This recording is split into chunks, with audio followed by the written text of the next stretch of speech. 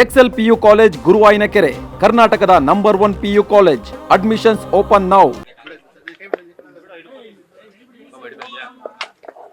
ಹೊಸ ಶಾಸಕರ ಬೇಡಿಕೆ ತಾವು ಕೂಡ ಸಂಪುಟದಲ್ಲಿ ಸೇರಬೇಕು ಅಂತಕ್ಕಂಥ ಬೇಡಿಕೆಯನ್ನು ಇಟ್ಟಿದ್ದಾರೆ. ತಗೊಳ್ಬಾರ್ದು ಅಂತೇಳಿ ಏನು ಕಾನೂನಿಲ್ಲ. ಆದರೆ ಕನ್ವೆನ್ಷನ್ ಏನಂದರೆ ಒಂದಿಷ್ಟು ಅನುಭವ ಬರಲಿ ಹಾಗೆ ಅಂತೇಳಿ ಅವರು ಮಾಡಿದ್ದಾರೆ ಅಂತ ನಾನು ಅಂದ್ಕೊಳ್ತೇನೆ. ನಾನು 89ರಲ್ಲಿ ಪ್ರಥಮ ಬಾರಿಗೆ ಶಾಸಕನಾದಾಗ ನನಗೆ 93ರಲ್ಲಿ ನನಗೆ ಆ ಪೀರಿಯಡ್ನಲ್ಲೇ ನನಗೆ ಸಚಿವನನ್ನಾಗಿ ಮಾಡಿದರು. ಹಾಗಂತ ಅವಕಾಶವನ್ನು ಕೊಡೋದಿದ್ದರೆ ಯಾರೂ ಕೊಡಬಾರ್ದು ಅಂತ ಹೇಳೋದಿಲ್ಲ. ಅದು ಹೈಕಮಾಂಡ್ನವರಿಗೆ ಬಿಟ್ಟಿರ್ತಕ್ಕಂಥದ್ದು ಮತ್ತು ಆಗಿನ ಮುಖ್ಯಮಂತ್ರಿಗಳಿಗೆ ಬಿಟ್ಟಿರ್ತಕ್ಕಂಥದ್ದು. ಅದು ಕನ್ವಿನ್ಸ್ ಮಾಡಿ ಮುಖ್ಯಮಂತ್ರಿಗಳಾದವರು ಇಂಥವರು ಹೊಸದಾಗಿ ಆದರೂ ಕೂಡ ಅವರಿಗೆ ಬೇರೆ ಬೇರೆ ರೀತಿಯಲ್ಲಿ ಅನುಭವ ಇದೆ, ಅವರನ್ನು ತಗೊಳ್ಬೋದು ಅಂದರೆ ಅವರೇನು ಬೇಡ ಅಂತ ಹೇಳಲಿಕ್ಕೂ ಹೋಗೋದಿಲ್ಲ ಅಂತ ಅಂದ್ಕೊಳ್ತೀನಿ. ಅದರಿಂದ ಅವರ ಬೇಡಿಕೆ ಏನು ಅವ್ರು ಕೇಳ್ಕೊಂಡಿದ್ದಾರೆ ಅದು ಸರಿಯಾಗೇ ಇದೆ. ಹೊಸದಾಗಿ ನಾವು ಶಾಸಕರಾದ ಕ್ಷಣಕ್ಕೆ ನಮ್ಗೆ ಅವಕಾಶ ಸಿಗಬಾರ್ದು ಅಂತೇನಿಲ್ಲ, ಅವ್ರಿಗೂ ಅವಕಾಶ ಸಿಗಬೇಕು, ಅದು ಸರಿಯಾಗೇ ಇದೆ ಬೇಡಿಕೆ. ಆದರೆ ಹೈಕಮಾಂಡ್ನವರು ಅದನ್ನು ಯಾವ ರೀತಿ ಕನ್ಸಿಡರ್ ಮಾಡ್ತಾರೆ ಅದು ಅವರಿಗೆ ಬಿಟ್ಟಿರೋಂಥ. 3ರಿಂದ 5 ಬಾರಿ ಗೆದ್ದಿರ್ತಕ್ಕಂಥ ಶಾಸಕರು 30ಕ್ಕೂ ಹೆಚ್ಚಿದ್ದಾರೆ. ಅವರು ಕೂಡ ಆಕಾಂಕ್ಷಿಗಳಿದ್ದಾರೆ. 2 ವರ್ಷದಿಂದ ಕೂಡ ಆಗ್ಬೇಕನ್ನೋದು ಅವ್ರದ್ದು ಇಚ್ಛೆ ಆಗಿಲ್ಲ. ಈಗ 136 ಜನ ನಮ್ಮಲ್ಲಿ ಏನು ಪಕ್ಷದಲ್ಲಿ ಗೆದ್ದಿದ್ದಾರೆ, ಅವರಷ್ಟು ಜನ ಮಂತ್ರಿಗಳಾಗಕ್ಕೆ ಅರ್ಹರಿದ್ದಾರೆ. ಆದರೆ ಬೇರೆ ಬೇರೆ ಅಲ್ಲಿ ಇರ್ತಕ್ಕಂಥದ್ದೇ 35 ಸ್ಥಾನಗಳು. ಅದರಲ್ಲಿ ಆಯ್ಕೆ ಮಾಡಿ ಕೊಡಬೇಕಲ್ಲ. ಕೆಲವರು ಒಂದು ಸಂದರ್ಭದಲ್ಲಿ ಅನುಭವ ಇರ್ತಕ್ಕಂಥವ್ರು ಬೇಕು, ಇನ್ನೊಂದು ಕನಿಷ್ಠ ಅರ್ಧ ಆದರೂ ಕೂಡ ಹೊಸ ಮುಖಗಳು ಬೇಕು. ಈ ರೀತಿ ಎಲ್ಲ ಲೆಕ್ಕಾಚಾರ ಮಾಡ್ತಾರೆ. ಅದು ಮುಖ್ಯಮಂತ್ರಿಗಳಿಗೆ ಮತ್ತು ಹೈಕಮಾಂಡಿಗೆ ಬಿಟ್ಟಿರ್ತಕ್ಕಂಥದ್ದು. ಈ ಸಂದರ್ಭದಲ್ಲಿ ಯಾಕೆ ವೈರಲ್ ಆಯಿತು ಅಂತ, ಅದು ಬೆಳಗಾವಿ ಅಧಿವೇಶನದಲ್ಲಿ ಶುರುವಾಗಿ ಬೆಂಗಳೂರು ಅಧಿವೇಶನದಲ್ಲಿ 31 ಜನ ಸೈನ್ ಆಗ್ತಾರೆ, ಈಗ ಯಾಕೆ ವೈರಲ್ ಆಗ್ತಿದೆ? ಇಲ್ಲ, ಈಗ ರಿಷಫಲ್ ಮಾಡಬೇಕು ಅಂತ ತಮ್ಗೆ ಗೊತ್ತಲ್ಲ, ಗಾಳಿ ಸುದ್ದಿ ನಡೀತಾ ಇದೆ. ರಿಷಫಲ್ ಆಗುತ್ತೆ ಅದೆಲ್ಲ ನಡೀತಾ ಇದೆಯಲ್ಲ. ಅದರಿಂದ ಅವರು ಇದು ಸಂದರ್ಭ ಇರಬಹುದು ಅಂತ ಹೇಳಿದ್ದಾರೆ. ಅದರಲ್ಲಿ ತಪ್ಪೇನಿಲ್ಲ. ಅದೇ ನಮಗೂ ಗೊತ್ತಿಲ್ಲ ಅನ್ನುವಂಥದ್ದು. ಈಗ ಏನೇ ಆದರೂ ಕೂಡ ಒಂದು ಬದಲಾವಣೆಗಳು, ಶಾಸಕರ ಬದಲಾವಣೆ ಮಾಡೋದು, ಮಂತ್ರಿಗಳ ಬದಲಾವಣೆ ಇವೆಲ್ಲ ನಡೀತಾ ಇರ್ತಾವಲ್ಲ. ಮೊನ್ನೆ ಎಚ್ ಡಿ ಕುಮಾರಸ್ವಾಮಿ ಅವ್ರನ್ನ ಖಾಸಗಿ ನೀವು ಭೇಟಿ ಮಾಡಿದ್ದೀರಾ, ಅದ್ರ ಬಗ್ಗೆ ಚರ್ಚೆ ಮಾಡಿದ್ದೀರಾ? ಅದು ಕೂಡ ಇಲ್ಲ, ನಾನು ಯಾವುದು ಪೊಲಿಟಿಕಲ್ ಕಾರಣಕ್ಕಾಗಿ, ರಾಜಕೀಯ ಕಾರಣಕ್ಕಾಗಿ ನಾನೇನು ಅವ್ರನ್ನ ಭೇಟಿ ಮಾಡಿಲ್ಲ. ನನಗೆ ಏನೋ ಒಂದು ಅವರ ಇಂಡಸ್ಟ್ರಿ ಡಿಪಾರ್ಟ್ಮೆಂಟಲ್ಲಿ ಒಂದು ಕೆಲಸ ಇತ್ತು. ಅದಕ್ಕೋಸ್ಕರ ಅದು ನಮ್ಮ ರಾಜ್ಯದವರೇ ಆಗಿರುವಾಗ ಭೇಟಿ ಮಾಡೋದ್ರಲ್ಲಿ ತಪ್ಪೇನಿದೆ? ಯಾವ ಸಂದರ್ಭ ಆದ್ರಿ ಏನ್ರಿ? ಅಯ್ಯೋ, ಒಳ್ಳೆ ಕತೆ ಆಯ್ತಲ್ಲ. ನಾನು ಅವ್ರ ಜೊತೆ ಕೆಲಸ ಮಾಡಿದ್ದೀನಿ. ನಾವಿಬ್ಬರು ಚೀಫ್ ಮಿನಿಸ್ಟರ್ ಆಗಿದ್ದರು, ನಾನು ಡೆಪ್ಯೂಟಿ ಚೀಫ್ ಮಿನಿಸ್ಟರ್ ಆಗಿದ್ದೆ. ನಮ್ಮ ಪಕ್ಷದ ಸಿದ್ಧಾಂತಗಳನ್ನು ನಾವು ಕಾಪಾಡ್ಕೊಂಡು ಬಂದ್ವಿ, ಅವ್ರ ಪಕ್ಷದ ಸಿದ್ಧಾಂತ ಅವರು ನೋಡಿಕೊಂಡ್ರು. ಆದರೂ ಕೂಡ ನಾವು ಒಟ್ಟಾಗಿ ಸರ್ಕಾರ ನಡೆಸಿದ್ದೀವಿ.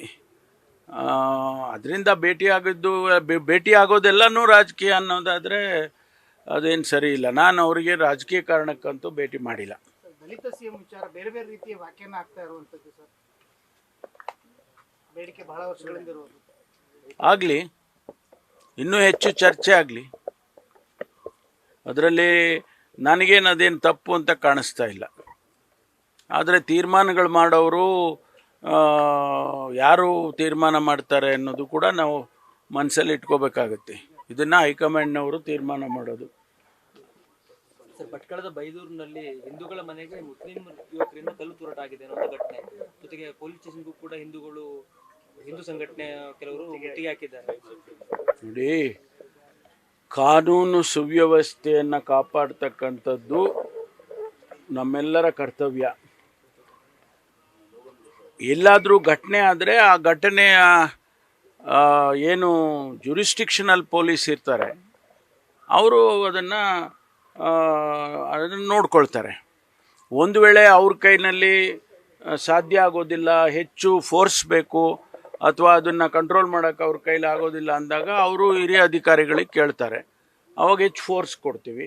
ಇನ್ನೂ ಹೆಚ್ಚು ಬೇಕು ಅಂದರೆ ಹಿರಿಯ ಅಧಿಕಾರಿಗಳು ಹೋಗ್ತಾರೆ, ಇನ್ನೂ ಹೆಚ್ಚು ಫೋರ್ಸ್ ಕೊಡ್ತೀವಿ.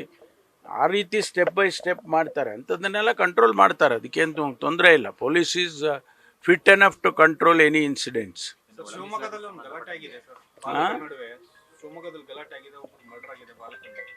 ಮಾಹಿತಿ ಏನಿದೆ ಸರ್? ಅದು ಅವರು ಮಾಹಿತಿ ಇರೋದಿಷ್ಟೇ. ಅವರು 16, 17, 18 ವರ್ಷದ ವಯೋಮಿತಿಯ ಹುಡುಗರು ಹೊಡೆದಾಡ್ಕೊಂಡಿದ್ದಾರೆ. ಅದರಲ್ಲಿ ಯಾವುದೇ ಆಯುಧಗಳನ್ನು ಉಪಯೋಗಿಸಿಲ್ಲ ಅಂತೇಳಿ ವರದಿ ಕೊಟ್ಟಿದ್ದಾರೆ.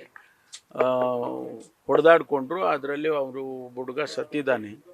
ಅದನ್ನು ಯಾವ ರೀತಿ ಕಂಟ್ರೋಲ್ ಮಾಡಬೇಕು, ಕಾನೂನು ಪ್ರಕಾರ ಯಾವ ರೀತಿ ಕ್ರಮ ತಗೋಬೇಕು, ಅದನ್ನೆಲ್ಲ ಸೂಚನೆಯನ್ನು ಈಗಾಗಲೇ ಕೊಟ್ಟಿದ್ದೇವೆ. ದರ್ಶನ್ ಕೇಸಲ್ಲಿ ಮೊಬೈಲ್ ಸೀಸ್ ಮಾಡಿರೋದನ್ನ ನ್ಯಾಯಾಲಯದಲ್ಲಿ ಪ್ರಶ್ನೆ ಮಾಡಿದ್ದಾರೆ. ಪ್ರಶ್ನೆ ಮಾಡ್ತಾ ಇದ್ದಾರೆ ಸರ್ ದರ್ಶನ್ ಪರ ವಕೀಲರು.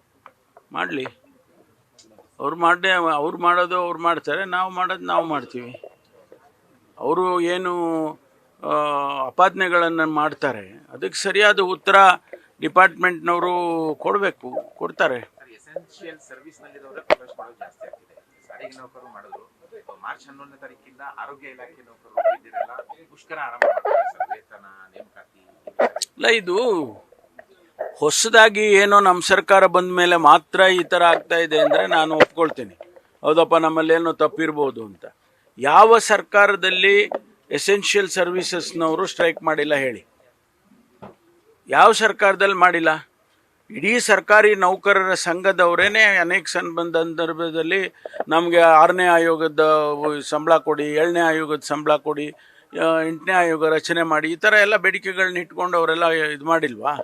ಅದೇ ರೀತಿ ಆರೋಗ್ಯ ಇಲಾಖೆಯವರು ಅವ್ರದ್ದೇ ಸಮಸ್ಯೆ ಇರುತ್ತೆ, ಇವರು ನಮ್ಮ ಶಿಕ್ಷಣ ಇಲಾಖೆಯವರು ಅವ್ರದ್ದೇ ಸಮಸ್ಯೆ ಇರುತ್ತೆ, ಅದನ್ನೆಲ್ಲ ಬೇಡಿಕೆ ಈಗ ನೀವು ನೋಡಿದ್ದೀರಿ, ಪ್ರತಿ ವರ್ಷ ಪ್ರತಿ ಅಧಿವೇಶನ ಆಗುವಾಗ ನಮ್ಮ ಮಹಿಳಾ ಇಲಾಖೆಯಿಂದ ಅಂಗನವಾಡಿಯವರು ಅವರೆಲ್ಲ ಸ್ಟ್ರೈಕ್ ಮಾಡ್ತಾನೆ ಇರ್ತಾರೆ.